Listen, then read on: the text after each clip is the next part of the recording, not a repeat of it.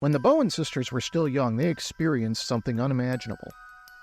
Back in 1985, the girl's mother tragically died after a long battle with cancer. 14-year-old Tina Bowen and her 9-year-old sister Karen found themselves without their mother, and their father Frank found himself without his wife. Not long after, strange things began to occur inside the family home. The girls began hearing strange noises in the walls, and objects began mysteriously moving around the house. There are some stories that are so scary it's hard to believe they really happened. In this episode, I want to tell you about one story in particular that sounds as if it came straight out of a horror movie. The thing is, though, it really happened. It starts out sounding like a ghost story. Only by the end, you'll see, it turns into something much, much worse.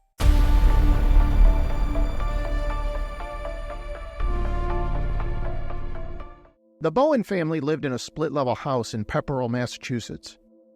Frank was a hotel restaurant manager, and in order to make ends meet, he was forced to pick up a lot of extra hours, which meant he was away from home a lot. This left Tina and Karen by themselves with nothing but each other to help them work through their grief.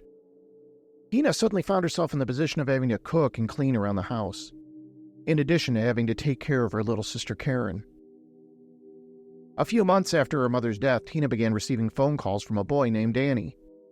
He told her that he went to another high school in the area. He said he got her number from a mutual friend. Tina liked talking to Danny. He was funny and polite, and he began to make her feel just the tiniest bit normal again. These calls went on for a few weeks before Tina finally agreed to go on a date with Danny. Only when she answered the door, Danny wasn't at all what she'd been expecting.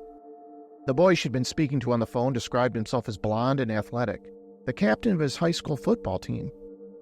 But the boy she opened the door to was lanky with dark hair and a face full of acne scars. Tina felt stuck, though. She didn't want to be rude, so she agreed to go out for ice cream with him. She was hoping maybe Danny's personality would make up for it. But she didn't like the way he kept asking her questions about her dead mother. Tina decided she didn't like Danny, and she pretty quickly made up an excuse and told him she had to get home. After that, time went on. Tina tried to forget about her disappointing date. She was being silly, she thought. It was too early after she lost her mother to be thinking about boys and dating anyway.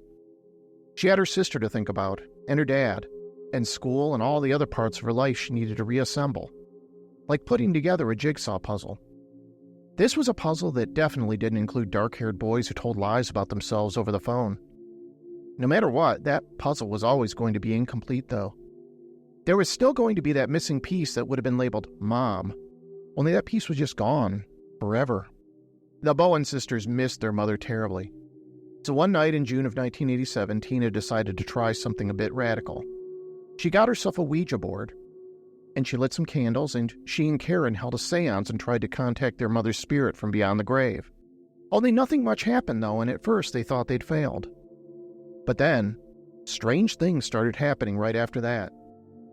The day after the seance, Tina and Karen went outside only to find that all the lawn furniture in their yard was knocked over. Only there hadn't been a storm and no wind the night before. As far as they could tell, there was no reason it should have fallen over. Another time, the doorbell rang in the middle of the day.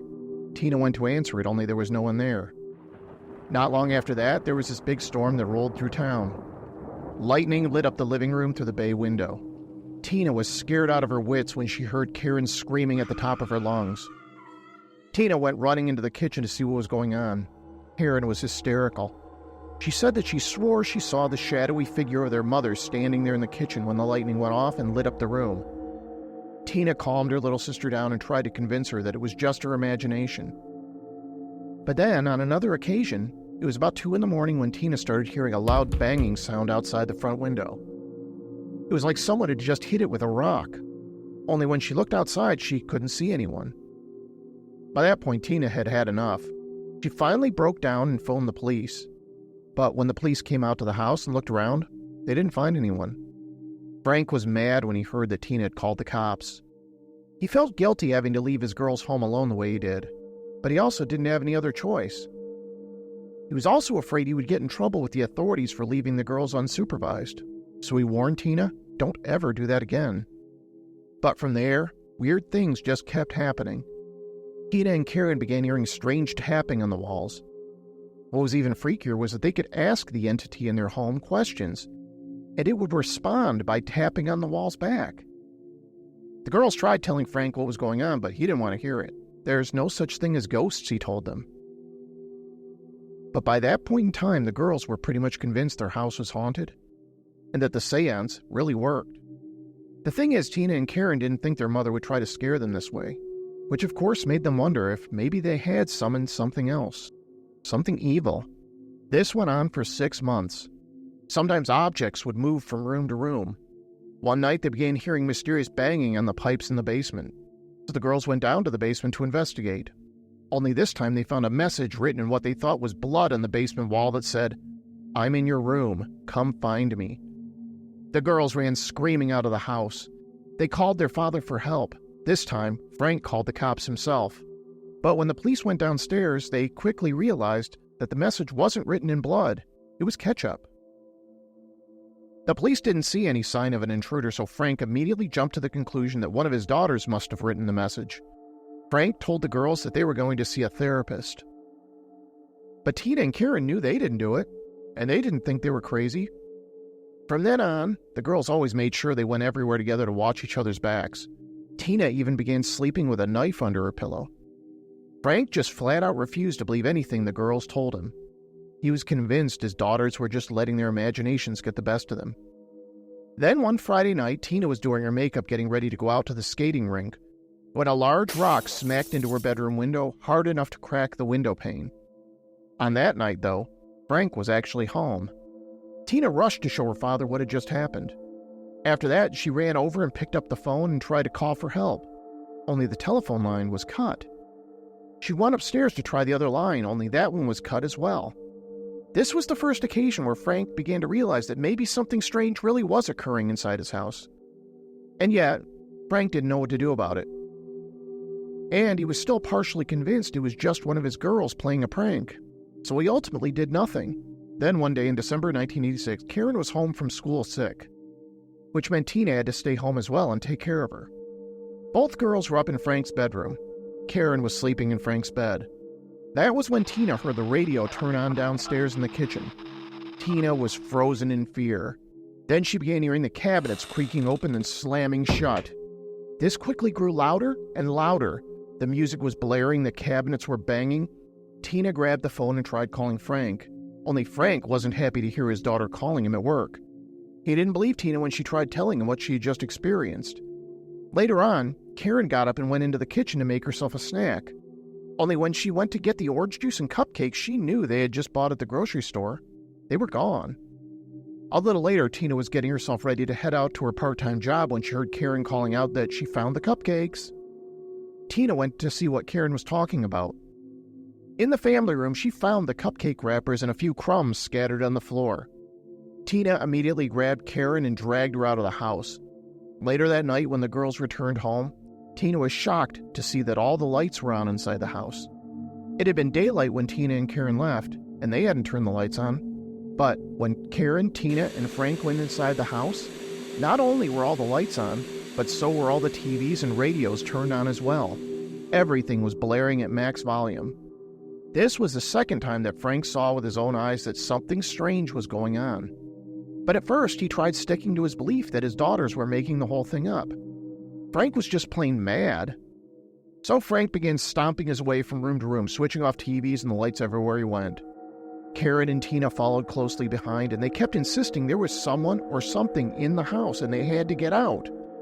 Then, when Frank went into one of the bedrooms and opened the closet, that's when he finally realized that his daughters were telling the truth. You see, there was somebody standing in the closet. When you research the story, you'll hear one of two versions. The figure in the closet was either wearing a fringed, Native American-style coat, or even creepier, Frank's wife's dress. Either way, the reports seem to agree that the figure had spiky hair and his face was smeared with makeup, and in one of his hands, he was holding a hatchet. Frank backed out of the room and shoved his daughters into one of the bedrooms and slammed the door shut behind them. He yelled for Tina to call the police. Only when Tina went to reach for the telephone that should have been in the room with them, it was missing. Tina was hyperventilating. This was the most scared she'd ever been in her life. She turned and realized there was only one chance to get help, the window. Tina threw open the bedroom window and jumped out to the ground below. She took off running as fast as she could. Behind her, she could hear Karen screaming after her, shouting, "Run, Tina, run!" The family lived off a gravel road. Tina's feet crunched on the gravel as she ran to the nearest neighbor's house. She ran up to the front porch and began pounding on the door, screaming for help. When the neighbor opened the door, Tina shouted at him that he needed to phone the police. There was a man inside their house, a man with an axe. Police reached the house minutes later. Officers went to the same bedroom window that Tina had jumped out of. One of the officers called to Karen, who was crying, and tried to reassure her that she was safe now. Frank picked Karen up and handed her out the window to the officer. Immediately after, Frank climbed out the window as well. The family was safe. Shortly after, Frank hugged his daughters and apologized profusely to them for not believing them. Police officers stormed the house and began searching it from room to room. They looked under the beds, in closets, everywhere they could think of, but they couldn't find any sign of the intruder. They did find the hatchet leaning against the house next to the back door. It appeared that whoever the intruder had been, he'd gotten away. The following night, Frank and the girls returned home. They didn't feel safe going there by themselves, so they were accompanied by a police officer. As they pulled up to the front of the house, Tina cried out and started pointing at one of the windows upstairs. She swore she saw someone standing in the window waving at her. Police officers went inside the house, and one of them soon found a note written in red ink that had been stabbed into one of the walls with a knife. It read, "I'm still here. Come find me." The officer went upstairs and found a second note pinned to the wall. This one read, "I'm going to kill you all." Police searched the house again. They were certain the intruder had to still be inside the house. Only no one was inside any of the rooms. Some of the officers wanted to give up the search, but then one of them was standing in the laundry room when he noticed something behind the washing machine. There was a narrow gap, maybe around 8 or 9 inches wide, where a wall had been put up to hide some of the plumbing. They realized there was a space behind that wall. One of the officers crept forward with his flashlight and shone it into the gap between the walls. His flashlight beam landed on what looked like a pile of clothes that he quickly realized was a human being.